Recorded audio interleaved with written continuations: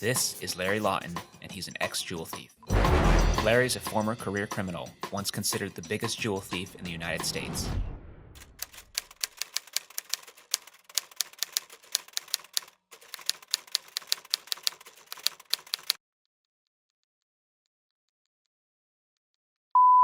Chapter 2 of Gangster Redemption, Earner for the Mob. First of all, before I start, I want to let you know you guys can get the book. It's still available. Not many, and they're going fast. Get them in the link below. It's the Gangster Redemption limited edition, signed, hand numbered, and signed by me. And they're starting to go out, so everything's great there. I'm glad you're liking what we're doing. We have a few left, so make sure if you want to get them, check it out. It'll be a notice when we can't do them, and we're going to take it down. But right now, we still have them. Things are going great. I want you guys to make sure you can check everything out in the links below, the merchandise, all that kind of stuff. You can listen to us on Spotify and iTunes. We're working on a whole other bunch of projects, and you guys are going to love it. I really do believe that. So here, let's jump right in. This part of it is Gangster Redemption, Earner for the Mob, this chapter. And, brought back again a lot of memories here. Here it is. I left off after chapter 1. I went to the service. And I went to the service as a 132-pound 5'6", 5'7", 132 pounds. I was going to the Coast Guard. I was a tough kid. I remember I grew up tough in a neighborhood where you had to fight and you had to do everything you could do to survive. I mean, it's what it is. I'm proud of that, I guess. It's kind of weird that you had to go through that. I was tough. I could do 100 push-ups straight. I mean, I was a wiry kid. You remember I went to be a jockey at 15 because I was strong. You got to be strong to hold a horse. And so I was a pretty tough kid. I come from the streets, and I enjoyed it. Then what happens I leave in August of 1979. August of 1979, I go to boot camp. I'm done near the end of October. It's October, November, actually, because it's a little over. I think it was 8 weeks at that time. Then they give you 14 days leave. I get the 14 days leaves, and I head back to the Bronx. I come back thinking I'm a man already. You think you're a tough guy, but you look good. You're in uniform. They always say this, people in uniform. Just turned 18 years old. But I got 14 days leave, saw all my friends, everything's cool. My friend Dennis Broderick, a little bit after me, he goes into the Air Force. So we all knew we had to get out of that neighborhood and get out of doing what we do. And otherwise, we're all going to jail or going to be dead. And so we did that. But here I am. My first duty station was Cortez, Florida. I loved it.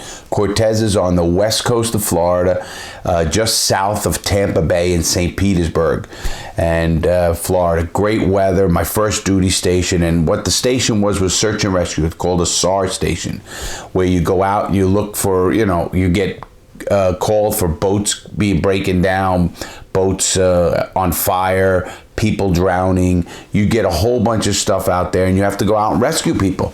So I loved it. I love the aspect of Costa Cortez, and it was a great place because back in those days, now you got to remember, this is end of 79, and we used to go out and we used to smoke weed. Even if you got caught smoking weed in the Coast Guard back in those days, you got what they called a page 7 entry into your record. Not a big deal. It was an old station, Cortez. I have some great pictures, and it was like, I think it was like 30 guys. The head of the whole place was a chief petty officer. It was nothing higher than that. We ended up getting another guy who was a warrant officer, and we used to get the small boats. So we used to have to go, it had the alarm goes off. Hey, boat sinking, this happened.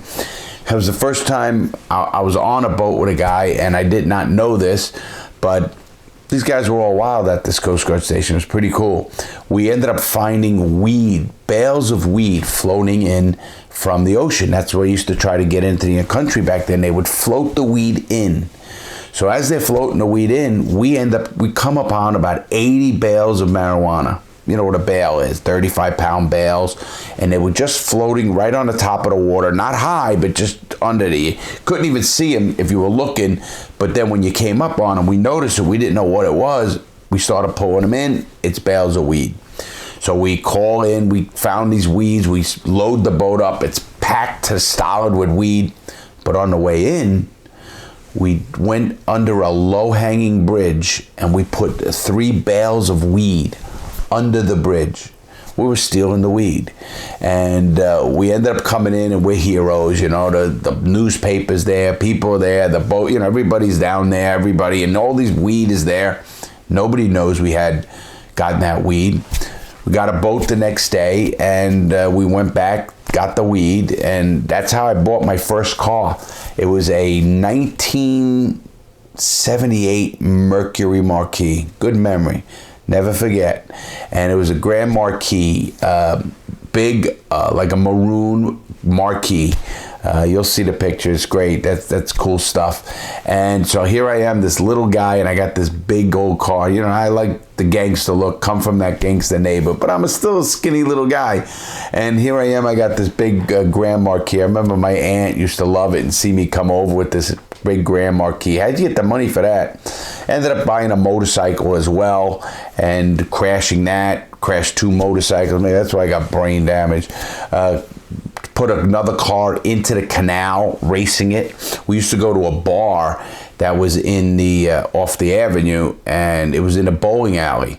And unbelievable, we used to get drunk so bad. That's the first time I ever drank White Lightning. White Lightning is pretty much pure alcohol. And I remember standing up at the bar and going, boom, hit the deck. It was crazy. I mean, we loved it. I mean, you partied.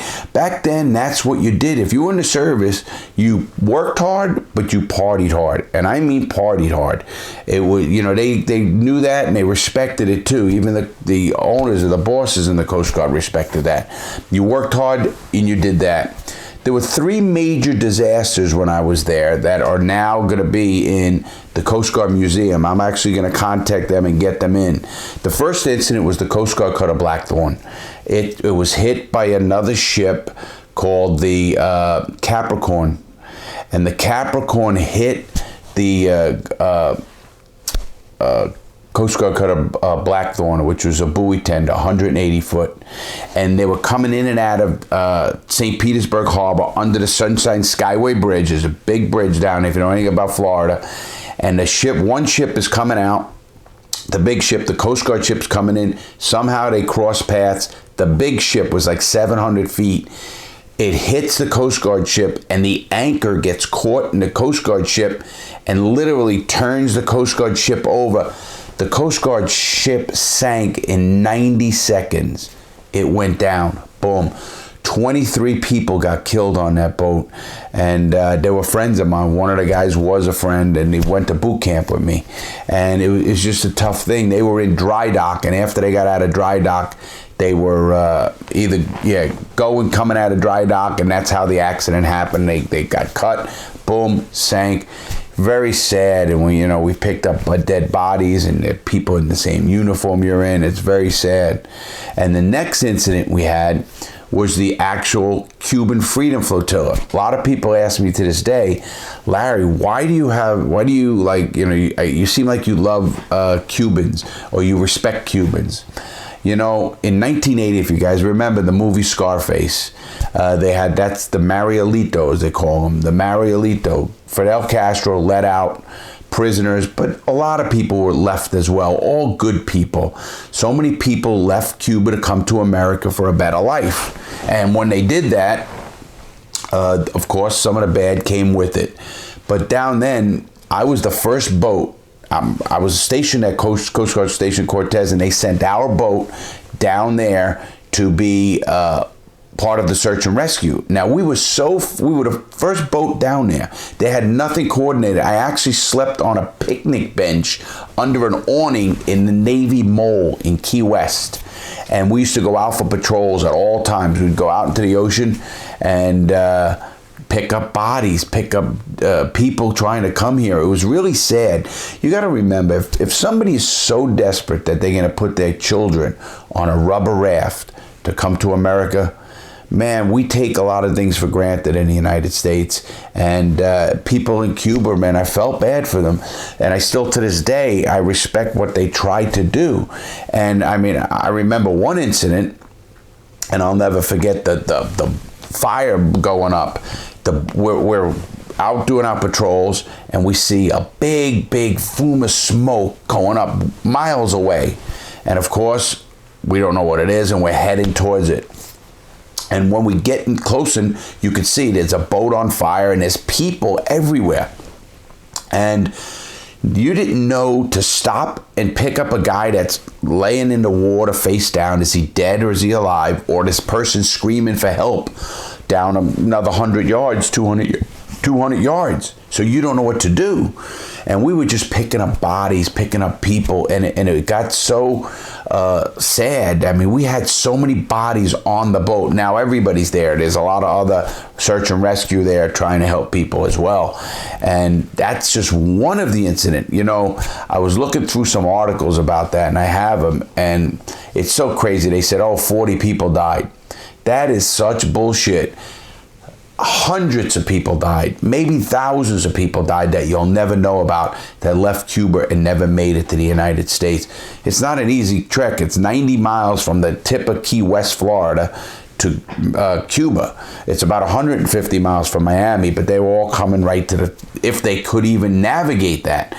I mean, some of them were on literally inner tubes. They would put 4 tubes together with a board and get in this thing and try to paddle to United States in America. They call it the Marielito, the Mariel boat lift.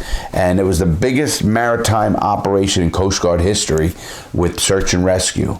And to this day, we got medals for that and all that, and big deal on the medals. But that's why I have a real,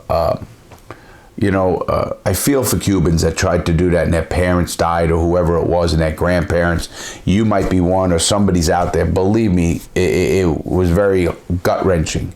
The third incident was the Sunshine Skyway Bridge, the same bridge. We're in the station. All of a sudden, we hear the alarm go off. It's woo! It goes off, and you get everybody who's on call. You race to your boat. It's like a fireman.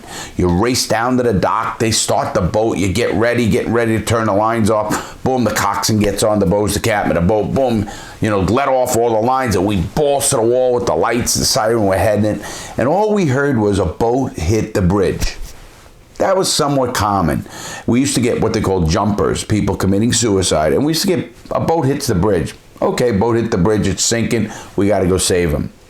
So little do we know, the tanker, the Summit Venture, 700 foot, 695 feet, mega ship, was coming through the harbor. It was foggy out, and it was eerily quiet. I will never forget that. And when we pulled up, it was so quiet, and the fog cleared, and a span, 1,000 feet span of a mega bridge was down. It was gone. There was the bridge, there's a bridge on the other side. There's 2 ways of the bridge. There's a whole span gone. And where it hit, there was a car right on that edge where if it would have went another 5 feet, it would have went down and died in the water. 30-something people died on that Sunshine Skyway Bridge collapse because a Greyhound bus, hit the water, and it was like an accordion, crushed that bus. And it was very sad because there were babies on there and everything else, and we're picking up debris. There's a newspaper article that I'm actually going to give to the Coast Guard Museum, and it's amazing. It talks about messing me up, picking up kids, picking up bodies, picking up clothes and toys from little babies that were on that bus, and it was a sad thing. And I mean, that guy, how do you think he felt? He was right on there. I mean, it was a mega incident. If you want to look it up, it's called the Sunshine Skyway collapse, or bridge collapse. And it was really sad. I was the first boat on scene in those 3 major disasters. I'm sure they messed me up a little bit too. I think I always try to be the tough guy, but there's no question I got PTSD from that, and still to this day I don't like to see bloated bodies and stuff like that from Cuba, and it messes me up somewhat. And I get help for it. Don't think I don't get help for that kind of stuff. You should get help for that stuff. Anybody should. So after all those disasters, in the Coast Guard, I get accepted to what they call BM school. That's the bosun mate school, and I go to Yorktown, Virginia. Loved it. This is 1980. It was bomb Iran. That's when we were, the Iranian took the hostages, the 79 American hostages, and Jimmy Carter went in there with a helicopter. That didn't work. And Ronald Reagan won the election back then in November of 1980, which I was actually one of the guys on the parade. I actually marched in the inauguration parade down Pennsylvania Avenue for the Coast Guard. I have a plaque and all that kind of stuff for that. So after BM school, now you're what they call a rated. I was a third class bosun mate, and they teach you about how to run a boat, how to drive the boats, how to rescue people. That's what you go to what they call BM school, bosun's mate school. So I go to bosun mate school, come out a third class petty officer, and I get stationed to Sandy Hook, New Jersey. What a great place. It was right outside of New York. It's right at the end of a national park going into the harbor of New York. And we had a 44-foot rowboat, which can actually go upside down in heavy surf. We had a 41-foot two 41-foot boats for search and rescue, because we used to get really busy during the summertime. Obviously, the Jersey Shore and everything else down there, and even under the Verrazano Narrows Bridge, our area went up to there. And so we had all of that for search and rescue, and that was I was stationed there. Loved it. I had some great friends to this day, who now one of my buddies, Master Chief Petty Officer, retired, Rocky, and Rocky's a great guy. And we had a guy named Costa. To this day, I hear from him, talk to him. He's a crazy little dude from Boston who almost gets killed at my wedding, which is that comes later. And Costa was great, and all the guys, the Volpes, and these are dudes to this day. I know them, talk to them, and we had search and rescue. We had a lot of fun, but we hard work, hard parties. Again, back in those days, you worked hard and you party hard. That's what you did in the service, and I loved it though, you know. So then after that, I get stationed to the Coast Guard cutter Jarvis. One of my best places. I used to love it. It's now, when I was in Sandy Hook, New Jersey, I was close enough to New York and the Bronx that I used to go do crazy things. One time, this is a great story, I get a bet. A guy wants to bet me. He goes, I'll give you $100 if you go to New York, the Bronx, with no clothes. You go naked. I said, you're going to give me $100 is a lot of money back. Back then, we were only making about $400 a month in the Coast Guard. Your pay was nothing. So I ended up saying, yeah, for $100. A bunch of guys didn't think I would do it. I said, you give me $100, I will go to New York, go through the tolls, go everywhere, and I'll go naked. I had a motorcycle back then.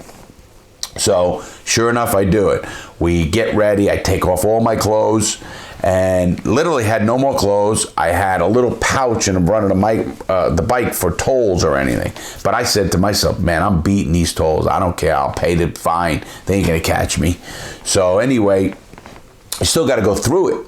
So boom, I get naked. I jump on the motorcycle. Boom, boom. I take off, and I'm flying the whole way, saying to myself, if a cop stops me, I'm running, because who's going to believe? I don't even have a driver's license or anything. And I had the key to the bike, and that is it. That little pouch with change in it, and that was it. I didn't even think to take anything else. Who cared? Yeah, I was getting $100. And I knew my friends in the Bronx had money, and they knew what I was doing. Made some phone calls. Everything was ready to set up. Sure enough, I get on. Boom, I go down through townships in New Jersey, and I go up onto the Garden State Parkway. I used to have to go, and then I'd hit the turnpike, and then I'd go to the George Washington Bridge, and I'd go straight down George Washington Bridge right into the Bronx. I said, man, I can make this. If I go fast enough, people will never know. But you did have to go through tolls. You had to go through the tolls in the Garden State Parkway, and you had to go through the tolls in the turnpike. And I said, I just got to beat them. I got to beat them. In a motorcycle, you can do it. You can go right around the stanchion. Sure enough, I did, and I made it. I made it all the way naked. I remember getting some burns on my leg from where your leg would hit the muffler. Thank God my balls and dick weren't fucking burned, but that was on the seat area. And boy, I'll never forget that, man. That was just a wild freaking time. But I loved it. I was just doing crazy stuff. I was a nut job like that. I didn't care. I loved to have fun. So my next station was Coast Guard Cutter Jarvis, the United States Coast Guard Cutter Jarvis, 378 feet, stationed in Hawaii. Now the mission of the Jarvis was every 3 months they would go to Alaska, back in Hawaii, Alaska, back in Hawaii. And in Alaska, we used to do what they call the 200-mile fisheries conservation. We would actually board foreign ships, I mean factory ships, mega ships out on the ocean, and they would be getting fish, whether it's salmon or whatever their fish they were allowed to take, halibuts or whatever it was out there. And our job was to go make sure they were taking the right amount of fish, because the United States owns the rights. It's called the Fisheries Conservation Zone. So we were fishing, we were boarding Russian boats, we were boarding Japanese Maru boats, and any other country boats, we would actually be out there. We had a helicopter on the ship, and my job there was great. I had 55 seamen, a couple of third class. Now at this time, I'm a second class bosun mate. So, and bosun mates on ships pretty much walk around with a cup of coffee. And it was great because I loved it. I worked hard again, but you party real hard on those ships. When you hit port, you have nothing but money and time to get fucked up, man. And you want to talk about drinking, partying hard. In Hawaii, one time, we go to there was a strip club. We were on a place across from Aloha Tower in the Honolulu Harbor, and across there was the Coast Guard station, still is, and on that road, it's called Sand Island Road. What a memory, I never forget. And there's Sand Island Road. I did forget this, the name of the strip club. At the end of the road, there was a strip club, and the strip club we all used to go to. You know, we're young here, we're 20 years old. We used to party, 21 years old, maybe 22, I don't know what I was at that time, and we used to go to strip clubs. Oh, we loved the strip clubs, who doesn't? And after we go to the strip clubs, we had such a good time in those. So one time, a couple of guys got beat up in the strip club by a bunch of bikers. You think I was going to stand for that shit? I called all the dudes on the ship who worked for me and whoever else. I said, let's meet up on the quarterdeck. The quarterdeck's where you get on and off the ship. We get up there, I tell everybody what happened. I said, let's go. We're going to get with 5 carloads of people. We're going to go up there and fuck the people up in that bar. We did it. These guys came back. We went up with 4 or 5 carloads, over 20 guys, 25 guys. We went into that place and beat the fuck out of these bikers. Literally beat the fuck out of them. And then we ran back to the thing. I mean, that's the loyalty we had. I was always into loyalty. I am to this day. I believe in it, you know, immensely I believe in it. And so that's what we did, you know, and it was great. So, man, I messed the camera up. Here, I think it's all right now. Yeah, sorry about that. So here we are in the Coast Guard, and we used to go to Alaska, and we used to get drunk in Alaska really bad, had so much fun. And I've been through so much in Alaska and so much on the Jarvis. I actually swam in what they call the Mariana Trenches. That is the deepest part of the world's oceans. It's 36,000 feet deep. We had swim call in the Mariana Trenches, the captain of our boat. We had a great captain of the boat. He was an ex-bosun mate. And then we had another guy named Worth. We had 2 captains that I was under. We had a lot of fun on that ship. I worked hard and played hard, and that's where I got hurt. And I got hurt. They found out I've got scoliosis along with getting hurt, and I had to get retired. So I literally was sent back to New York, to Governor's Island at first, and they stationed me at Fort Totten. So, but when I go to Fort Totten, obviously now they're going to be processing me for retirement. So they, after Fort Totten, which was right where I used to live, I even used to, I was with second class, but I was what they call the OD, Officer of the Day.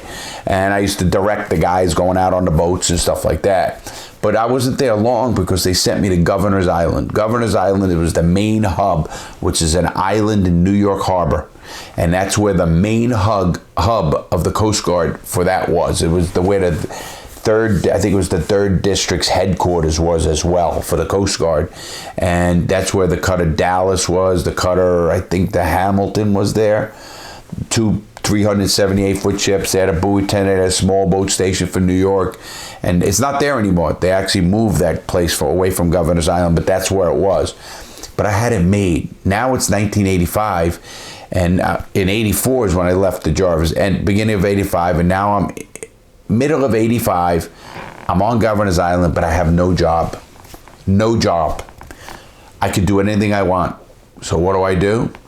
Straight back. First of all, when I was in the Coast Guard on the Jarvis, I was a head of supplies. What did I do then?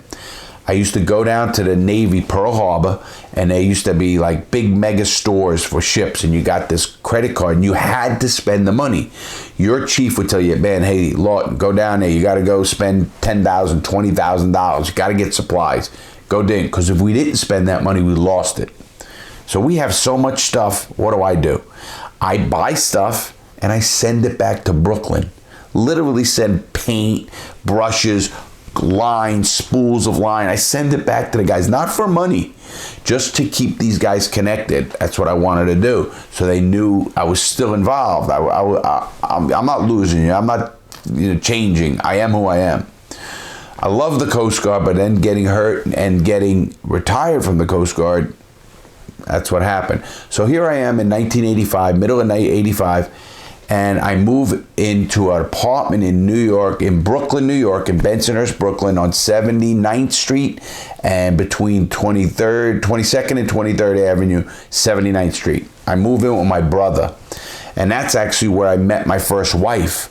I met Rosalind, and this was in now 86, but that's when I first I ended up retiring in the end of 86. But here it is, towards the end of 95. Obviously, we all know what happened in 95. The Gambinos, I was starting to get hooked up with the Gambinos from my connections in New York. So what happens? Of course, the guy I'm associated with in the Gambinos was Dominic. So Dominic was out of a place in Brooklyn on Stillwell Avenue, and he was very loyal to Paul Castellano. Guess what happened to Paul Castellano in the end of 85? He was killed in front of Sparks Steakhouse by John Gotti. Now, obviously, I'm a nobody. I'm just a hanger-on, if you want to call that. I used to make money. This is when I wasn't working in the Coast Guard. I ended up going to be a bookmaker for Mac. Mac was the biggest bookie in all of New York. He used to take what they call layoff action. Now, Mac would, like, in the bookmaking, I explained in the previous chapter, they want to even their books out. So who do they call? They got to call Mac the bookie. He was a Jewish guy in Queens, in Union Turnpike at Luke's Piano Lounge. What a memory. Luke's Piano Lounge. So I used to go, and I was behind the bar there, and I was taking the small action, what they call a nickel, which is $500 bets, and a dime, which is a $1,000 bet. Mac would sit there. I remember I used to have to go get Mac a toasted English muffin with cream cheese and jelly every morning. I used to have to go to the deli next door and get him that. That's what he wanted. He would sit there. They said when Mac died, the economy went down. He had money all over the... I mean, they say he had money, and I seen he always had money. I mean, shoebox. I've seen him bring in a shoebox full of money. And Mac was such a nice guy, taught me the bookmaking business in a very in-depth way.